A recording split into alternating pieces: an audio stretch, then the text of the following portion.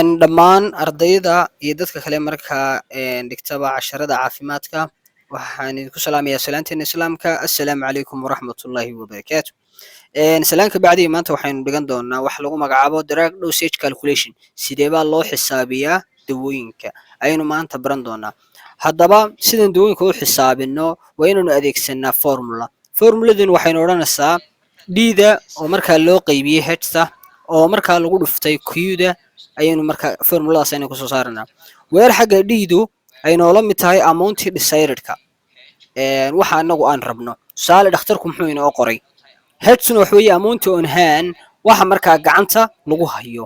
Xagga q-du ay tahay quantity-gaasoo laba u qaybsamaya syrup ama markaa tablet. Haddii wuxuu syrup tahay waa sharoob oo volume-kii ay raacaysa xeerkii volume-ka markaa milliliter baa lagu xisaabinayaayo markaa halkaas intee milliliter markaa dawada ayay la socotaa.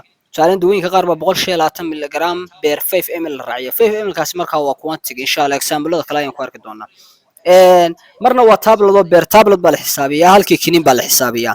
Haddaba example number 1 baan isla ereegnaa. Example number 1 paracetamol baa qof loo qoray 250 milligram ayaa loo qoray per oral disorder, afka ayaa qofka looga qoray in afka qaato waa kinin. Marka 250 milligram baa loo qoray qofka. Paracetamol is available askeedu waxa markaa farmasigu hayaa waa 500 milligram buu farmasigu hayaa 500 milligram per tablet halkii kiniinba. Haddaba how many tablets intee kiniinba will the nursing administering qofka nursingka looga baahan yahay inuu markaa qofka bukaha siiyo. Waa yahay solution-ki waa kan. Waxaynu isla fiirinaa step number 1 rate given-ka ayaad qoranaysaa.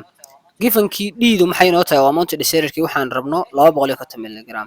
h-ti oo ah amount on hand-kuna maxay noo tahay 500 milligram. Quantity-ga waxaan xisaabinaynaa per tablet hal kinin, markaa quantity-gu 1 buu inoo noqonayaa.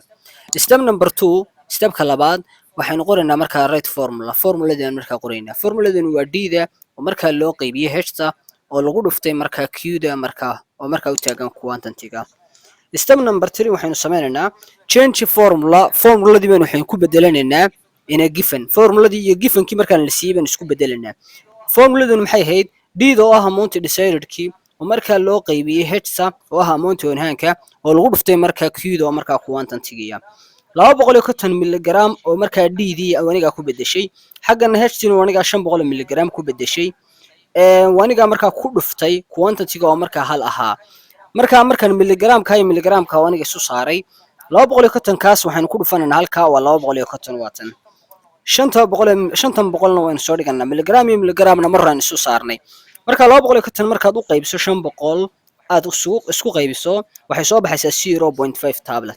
Therefore haddaba sidaa daraadeed dan nursing qofka nursingka wuu administer wuxuu qorayaa 0.5 tablet or ama macnaheedu ay tahay half tablet ay tahay.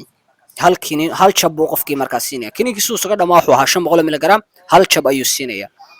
Ardayda waxaan kula talin lahaa step-kan u raaci solution-ka inaad sidaas oo kale aad u raacdaan sida markaa aad u qurxisaan dhammaan markaa answer-iskina markaa aad qoraysaan. Aad baad u mahadsantihiin.